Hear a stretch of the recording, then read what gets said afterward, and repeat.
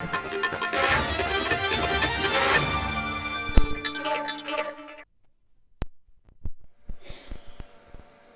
हम world war के बाद एक मूक दर्शक के रूप में बदलती हुई दुनिया को देखते रहे और अपने आप को कहीं एडजस्ट हो सकते तो करने की कोशिश की। हमारे लिए वो कालखंड भी वैसा ही था। लेकिन आज पोस्ट कोरोना जो नया वर्ल्ड ऑर्डर तैयार होगा और होना ही है, किस रूप का होगा, कैसा होगा, कौन उसको इनिशिएट करेगा, वो तो वक्त बताएगा।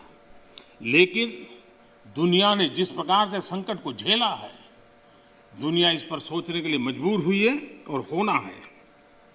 ऐसी स्थिति में भारत विश्व से कट करके नहीं रह सकता। भारत एक कोने में गुजारा नहीं कर सकता है। हमें भी एक मजबूत प्लेयर के रूप में उभरना होगा। लेकिन सिर्फ जनसंख्या के आधार पर हम दुनिया में अपनी मजबूती का दावा नहीं कर पाएंगे। वो एक ताकत है, लेकिन इतनी ताकत मात्र से नहीं चलता है। नए वर्ल्ड ऑर्डर में भारत को अपनी जगह बनाने के लिए भारत को सशक्त होना पड़ेगा, समर्थ होना पड़ेगा, और उसका रास्ता है आत्मनिर्भर भारत। आज फार्मेसी में हम आत्मनिर्भर हैं, हम दुनिया के कल्याण के काम आते हैं। भारत जितना आत्मनिर्भर बनेगा और जिसकी रगों में सर्वे सुखिनः भवन्तु का मंत्र जड़ा हुआ है, वो जितना सामर्थ्यवान होगा, मानव जात के कल्याण के लिए, विश्व के कल्याण के लिए एक बहुत बड़ी भूमिका अदा कर सकेगा। और इसलिए हमारे लिए आवश्यक है कि हम आत्मनिर्भर भारत इस विचार को बल दें और ये हम मान के चलें। ये किसी शासन व्यवस्था का विचार नहीं है, ये किसी राजनेता का विचार नहीं है। आज हिंदुस्तान के हर कोने में vocal for local, vocal for local सुनाई दे रहा है और लोग हाथ लगाते देखते हैं लोकल। यह आत्मगौरव का भाव आत्मनिर्भर भारत के लिए बहुत काम आ रहा है। और मुझे विश्वास है कि हम सबकी सोच, हमारी नीतियां, हमारे निर्णय भारत को आत्मनिर्भर बनाने के लिए जो भी आवश्यक बदलाव हो, उस बदलाव की ओर होने चाहिए, ये मेरा मत है। इस चर्चा के अंदर करीब करीब सभी माननीय सदस्यों ने कोरोना की चर्चा की है। हमारे लिए संतोष का विषय है, गर्व का विषय है कि कोरोना के कारण कितनी बड़ी मुसीबत आएगी। ये जो दुनिया में अनुमान लगाए गए थे, बहुत बड़े बड़े एक्सपर्ट ने अनुमान लगाए थे, भारत में भी एक भय का वातावरण पैदा करने के लिए भरसक प्रयास भी हुए थे।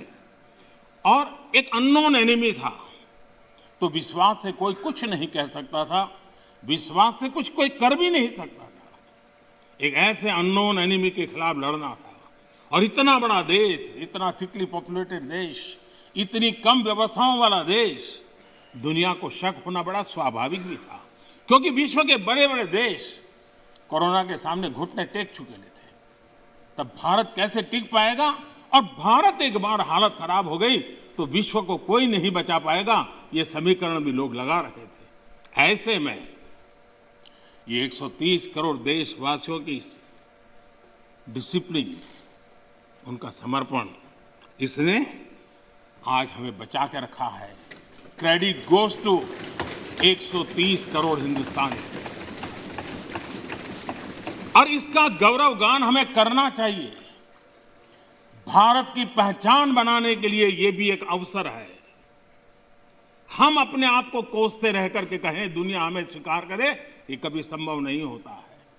हम घर में बैठकर अपनी कमियों के साथ जूझेंगे, कमियों को ठीक करने का प्रयास करेंगे, लेकिन विश्वास के साथ विश्व के सामने जाने का तजुर्बा भी रखेंगे, तब जाकर के दुनिया हमें स्वीकार करे।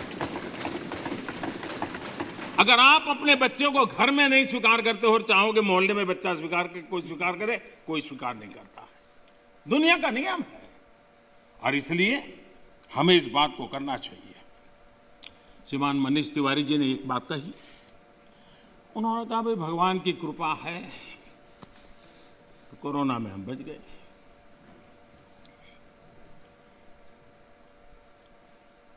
मैं इस बात से जरूर कुछ कहना चाहूंगा। ये भगवान की ही कृपा है जिसके कारण दुनिया इतनी बड़ी हिल गई, हम बच गए।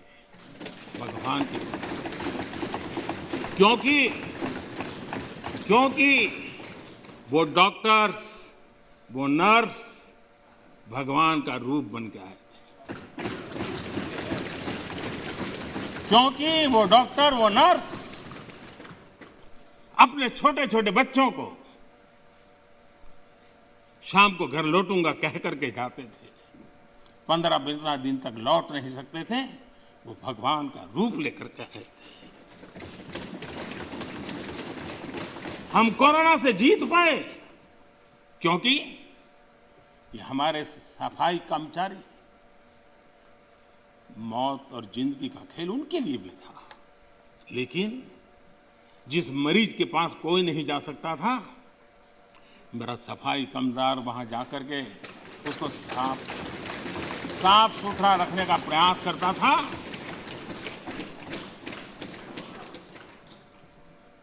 भगवान का रूप ये सफाई कामदार के रूप में आया था। कोई एम्बुलेंस चलाने वाला ड्राइवर पढ़ा लिखा नहीं था, उसे पता था मैं जिसको लेके जा रहा हूं वो कोरोना पॉजिटिव है। वो एम्बुलेंस का ड्राइवर भगवान के रूप में आया था हजारों की जिंदगी। और इसलिए भगवान का रूप ही था जिसने हमें बचाया है। लेकिन भगवान अलग अलग रूप में आया था, और जितनी हम उनकी प्रशंसा करेंगे, जितना हम गौरवगान करेंगे, देश की सफलता का जितना गौरवगान करेंगे, हमारे भीतर भी एक नई ताकत पैदा होगी। कई कारणों से जिन लोगों के भीतर निराशा फैल चुकी है, उनको भी मैं कहता हूं कि कुछ पल के लिए 130 करोड़ देशवासियों के इस पराक्रम को याद कीजिए, आपके अंदर भी ऊर्जा आ जाएगी।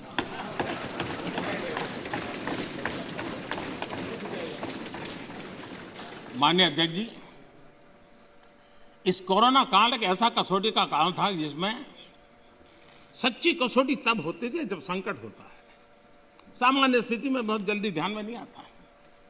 दुनिया, बड़े बड़े देश, कोरोना में जो हुआ वो तो है, लेकिन उन्होंने हर एक ने तय किया कि वे अपने नागरिकों को सीधे पैसे पहुंचाएंगे ताकि इस संकट की घड़ी में उनके नागरिकों को मदद मिले। आपको जानकर के ताज्जुब होगा, दुनिया के बहुत सारे देश उस कोरोना, लॉकडाउन, कर्फ्यू, आशंका, इस वातावरण के कारण चाहते हुए भी खजाने में पाउंड और डॉलर के ढेर होने के बावजूद भी अपने नागरिकों तक नहीं पहुंचा पाए। बैंक बंद, पोस्ट बंद, व्यवस्थाएं बंद, कुछ नहीं कर पाए। इरादा था, घोषणाएं भी हुई। ये हिंदुस्तान है कि जो इस कोरोना कालखंड में भी करीब करीब 75 करोड़ से अधिक भारतीयों को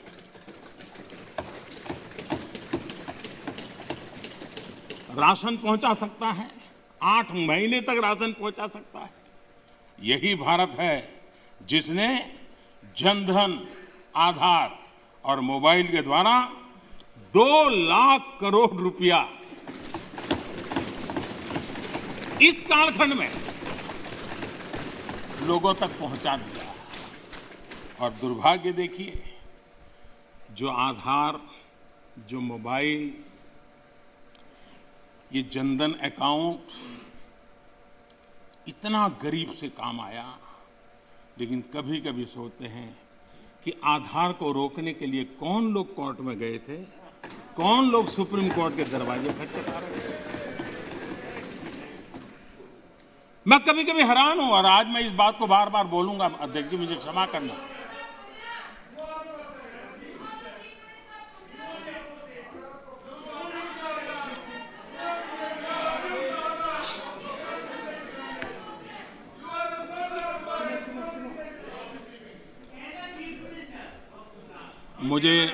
मुझे 1 मिनट का विराम देने के लिए मैं आपका बहुत आभारी हूँ।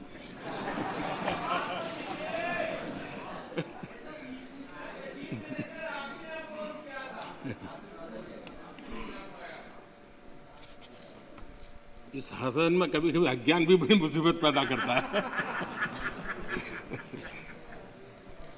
माननीय अध्यक्ष जी, ठेले वाले, रेहड़ी पटरी वाले लोग इस कोरोना कालखंड में उनको धन मिले, उनके पैसे मिले, ये उनके लिए किया गया और हम कर पाए। आदरणीय अध्यक्ष जी, हमारी अर्थव्यवस्था इस कालखंड में भी हमने रिफॉर्म का सिलसिला जारी रखा और हम इस इरादे से चले कि भारत जैसे अर्थव्यवस्था को उबारने के लिए, बाहर लाने के लिए हमने कुछ महत्वपूर्ण कदम उठाने पड़ेंगे। और आपने देखा होगा, डे 1 से अनेक विधि से रिफॉर्म के कदम हमने उठाए और इसका परिणाम है आज ट्रैक्टर हो, गाड़ियां हो, उसका रिकॉर्ड सेल हो रहा है। आज जीएसटी का कलेक्शन एवर हाईएस्ट हुआ है। ये सारे आंकड़े हमारी अर्थव्यवस्था में जोश भर रही है। ये दिखाया जा रहा है कि नए जोश के साथ भारत की अर्थव्यवस्था उभर रही है। ये हम दिखता है और दुनिया के जो लोग हैं उन्होंने ये अनुमान भी लगाया है कि करीब करीब 2 डिजिट वाला ग्रोथ अवश्य होगा। 2 डिजिटल ग्रोथ की संभावनाएं सभी पंडितों ने कही है और मुझे विश्वास है कि इसके कारण इस संकट के काल से भी, मुसीबतों के बीच से भी देशवासियों की अपेक्षा के अनुसार देश प्रगति करेगा। आदरणीय अध्यक्ष महोदय, इस कोरोना काल में 3 कृषि कानून भी लाए गए। ये कृषि सुधार का सिलसिला बहुत ही आवश्यक है, महत्वपूर्ण है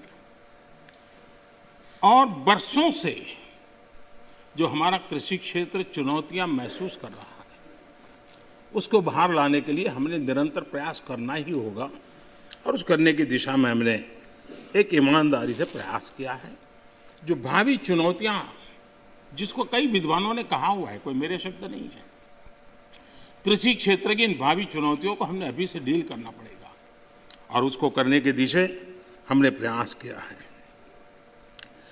मैं एक देख रहा था कि यहाँ पर जो चर्चा हुई और विशेष करके हमारे जो कांग्रेस के साथियों ने चर्चा की, मैं ये तो देख रहा था कि वो इस कानून के कलर पर तो बहुत बहस कर रहे थे।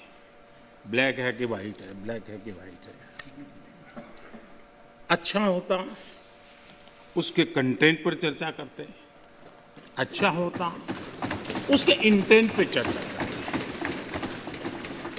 ताकि देश के किसानों को भी सही चीज पहुंच सकती थी। और मुझे विश्वास है,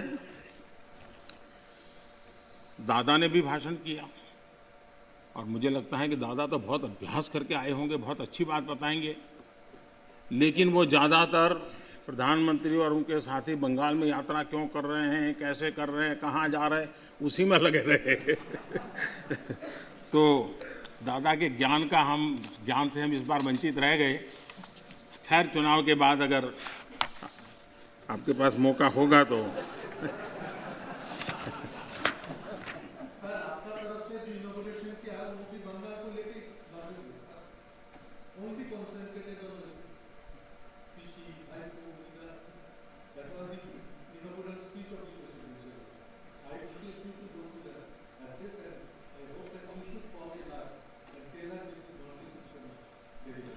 ये कितना महत्वपूर्ण प्रदेश है, इसीलिए तो हम कर रहे हैं। हाँ, आप लोगों ने इसको इतना पीछे छोड़ दिया, हम तो इसको प्रमुखता देना चाहते हैं।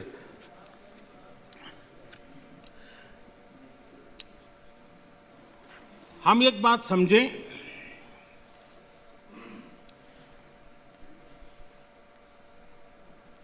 जहां तक आंदोलन का सवाल है, दिल्ली के बाहर हमारे जो किसान भाई बहन बैठे हैं। जो भी गलत धारणाएं बनाई गई, जो अफवाहें फैला गई, उसके शिकार हुए हैं। लेकिन मेरा पूरा भाषण बोलने के बाद सब कीजिए, आपको मौका मिला था।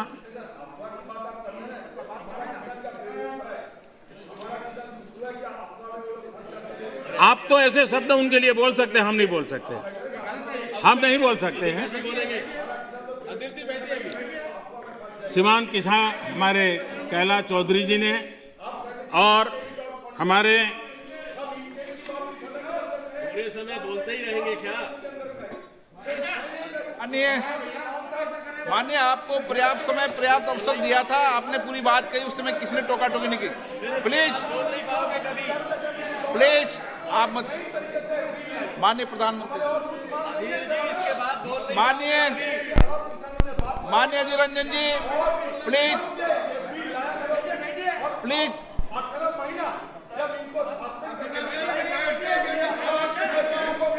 माननीय Adhir Ranjan ji, please please please please please please please. देखिए मैं कितनी सेवा करता हूँ आपकी। आपको जहाँ रजिस्टर करवाना था हो गया।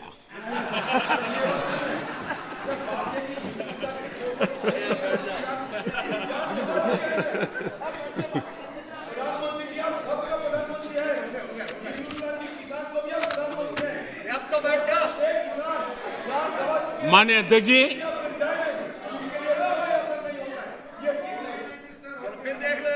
माननीय अध्यक्ष जी, आंदोलन कर रहे सभी किसान साथियों की भावनाओं का ये सदन भी और ये सरकार भी आदर करती हैं, आदर करती रहेगी। और इसीलिए सरकार के वरिष्ठ मंत्री जब ये आंदोलन पंजाब में था तब भी और बाद में भी लगातार उनसे वार्ता कर रहे हैं, किसानों के प्रति सम्मान भाव के साथ कर रहे हैं, आदर भाव के साथ कर रहे हैं। और इसलिए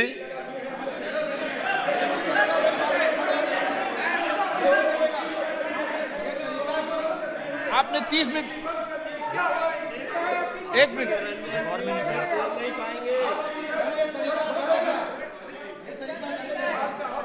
आपका कोई रिकॉर्ड में, जरा बैठिए।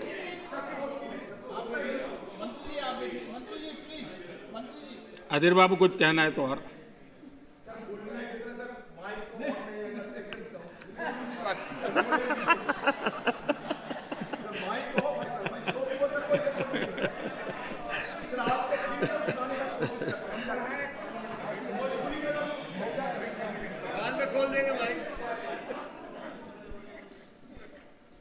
माननीय अध्यक्ष जी,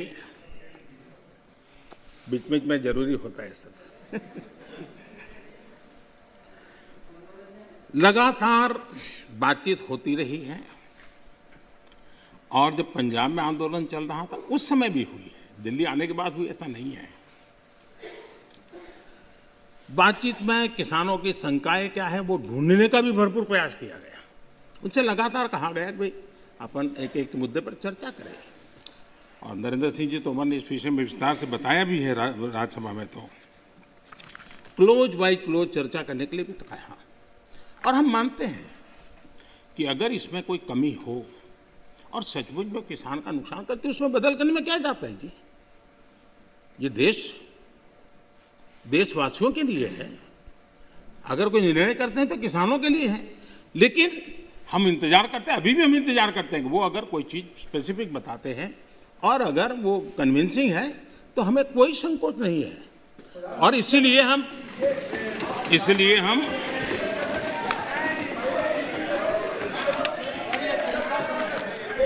जब शुरू में जब वो पंजाब में थे, आपने अपनी बात कह चुके हैं।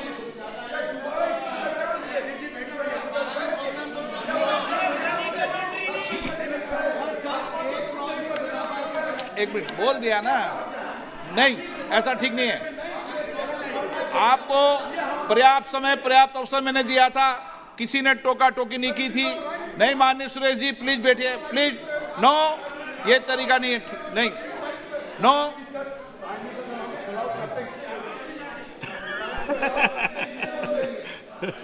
चलिए ये क्रेडिट भी आपने मुझे दे दी।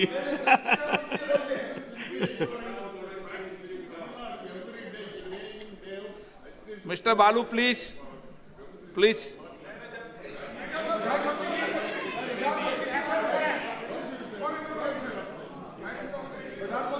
नो नो, प्लीज आप बैठिए, आपको किसने कहा?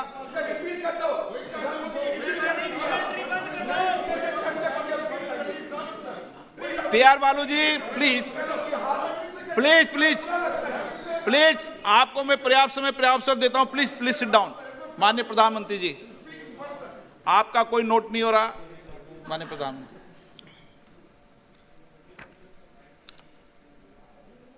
ये ऑर्डिनेंस के द्वारा ये तीनों कानून लागू किए गए थे, बाद में पार्लियामेंट में भी पारित हुए। कानून लागू होने के बाद न देश में कोई मंडी बंद हुई है, कानून लागू होने के बाद न कहीं एमएसपी बंद हुआ है। ये सच्चाई है जिसको हम छुपा करके बातें करते हैं, इसका कोई मतलब नहीं है। इतना ही नहीं, एमएसपी की खरीदी भी बढ़ी है और ये कानून नए बनने के बाद बढ़ी है। और इसलिए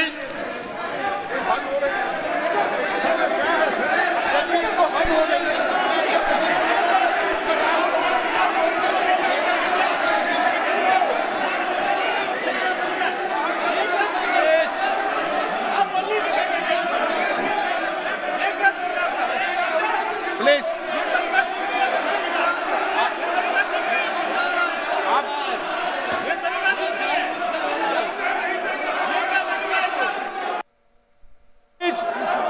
प्लीज, अधीर रंजन जी प्लीज एक मिनट बैठिए बैठिए बैठिए बैठिए, आसन पे बैठिए।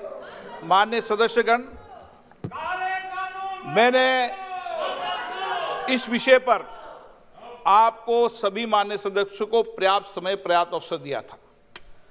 जब कोई भी प्रतिपक्ष का माननीय नेता या सदस्य बोलता था तो मैंने सभी से कहा कि सब बात ध्यान से सुने, किसी को टोका टोकी नहीं करे। और रात्रि को 1 बजे तक, जब तक सदन में अंतिम वक्ता था, मैंने पर्याप्त समय दिया है। मेरा आपसे आग्रह है, माननीय प्रधानमंत्री जी अपनी बात कह रहे हैं, आपने अपनी बात कह चुके हैं, उनका जवाब माननीय प्रधानमंत्री जी दे रहे हैं। माननीय प्रधानमंत्री से आग्रह करूंगा अपनी बात।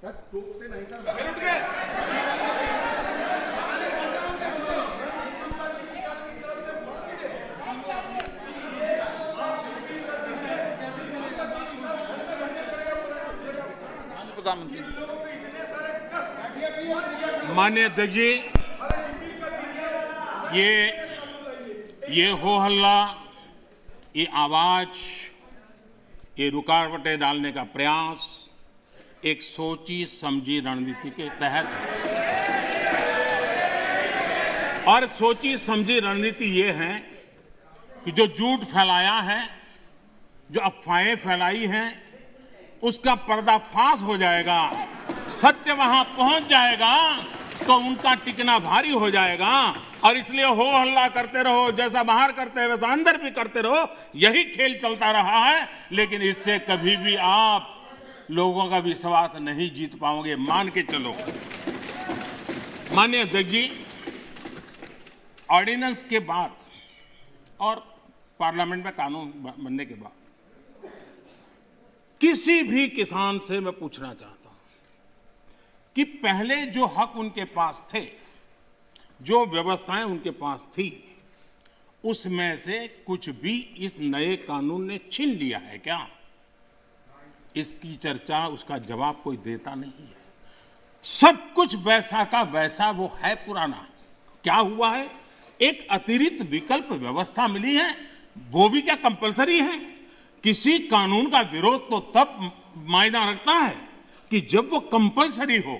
ये तो ऑप्शनल है।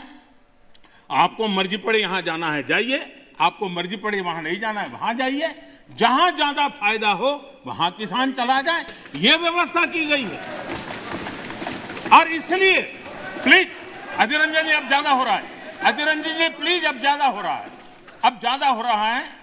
मैं आपका रिस्पेक्ट करने वाला इंसान हूं और मैंने पहले कह दिया, आपने जितना किया, जहां रजिस्टर होना हो गया। और बंगाल में भी टीएमसी से ज्यादा पब्लिसिटी आपको मिल जाएगी। बाबा क्यों इतना? हाँ दादा देखो, मैं बता दिया, चिंता मत करो, मैंने बता दिया।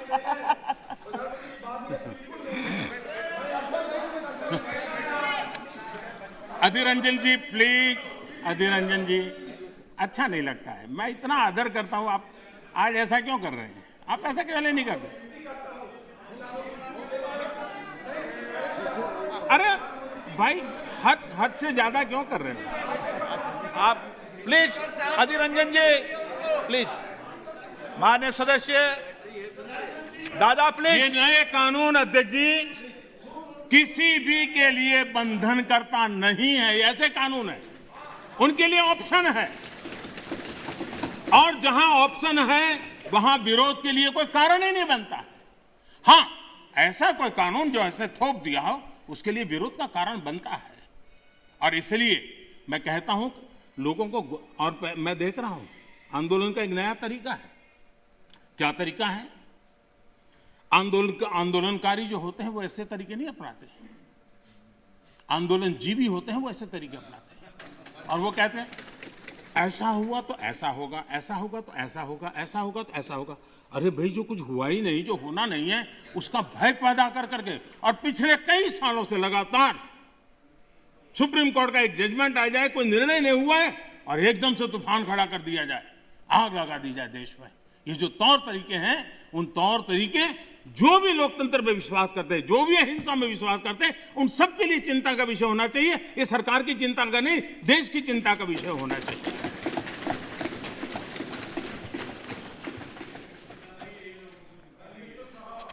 इस प्लीज, बाद में समय मिलेगा आपको। नो, माननीय अध्यक्ष जी प्लीज, ये तरीका ठीक नहीं। माननीय अध्यक्ष जी, आप समझ, पुरानी मंडियों पर भी कोई पाबंदी नहीं है। इतना ही नहीं, इस बजट में इन मंडियों को आधुनिक बनाने के लिए, उनके इंफ्रास्ट्रक्चर को सुधारने के लिए और बजट की व्यवस्था की गई है। और उस बजट के माध्यम से माननीय अध्यक्ष जी, ये जो हमारे निर्णय हैं, प्लीज, वो सर्वजन हिताय, सर्वजन सुखाय की भावना के साथ लिए गए। आप माननीय नेता हैं, अध्यक्ष जी, आप ऐसा क्या करते हैं? आप सीनियर व्यक्ति हैं, प्लीज प्लीज बैठे। माननीय अध्यक्ष जी, इस सदन के साथी भली भांति इस बात को समझते हैं, लेकिन कांग्रेस और कुछ दलों ने बड़े जोर शोर से बातें अपनी कही, लेकिन जिन बातों को लेकर के उनको कहना चाहिए कि भाई ये नहीं, ये अपेक्षा ये होती है कि उन्होंने इतना स्टडी करके आना है। इतना ही नहीं, जो लोग ये कहते हैं, हाँ,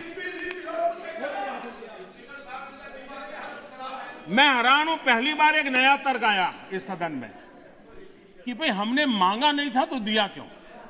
हमने मांगा नहीं तो दिया क्यों? पहली बात है कि लेना न लेना आपकी मर्जी है, किसी ने किसी के गले मड़ा नहीं है, ऑप्शनल है, एक व्यवस्था है, और देश बहुत बड़ा है। हिंदुस्तान के कुछ कोनों में इसका लाभ होगा, हो सकता है किसी एक आध कोने में न भी हो, लेकिन ये कंपलसरी नहीं है। और इसलिए मांगा और दिए का मतलब नहीं होता है। लेकिन मैं फिर भी कहना चाहता हूं, इस देश में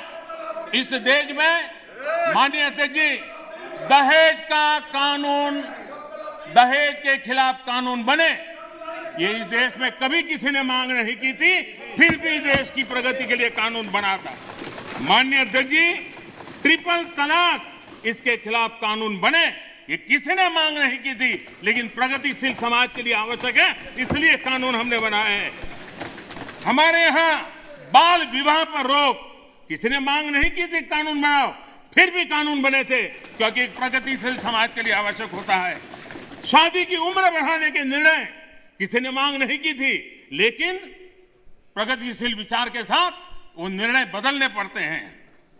बेटियों को संपत्ति में अधिकार किसी ने मांग नहीं की थी, लेकिन एक प्रगतिशील समाज के लिए आवश्यक होता है, तब जाकर के कानून बनाया जाता है। शिक्षा को अधिकार देने की बात किसी ने मांग नहीं की थी, लेकिन समाज के लिए आवश्यक होता है, बदलाव के लिए आवश्यक होता है, तो कानून बनते हैं।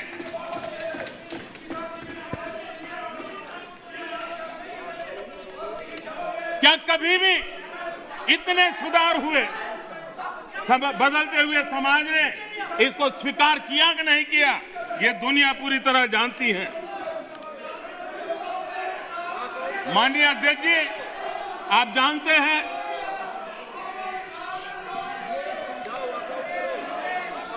उन्होंने पर्याप्त समय पर्याप्त अवसर दिया है बोलने का, ये तरीका ठीक नहीं है आपका। ठीक,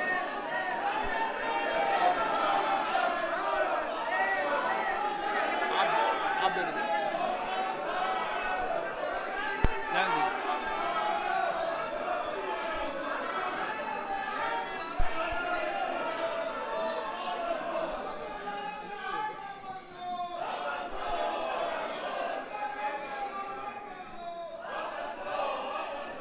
माननीय अध्यक्ष जी,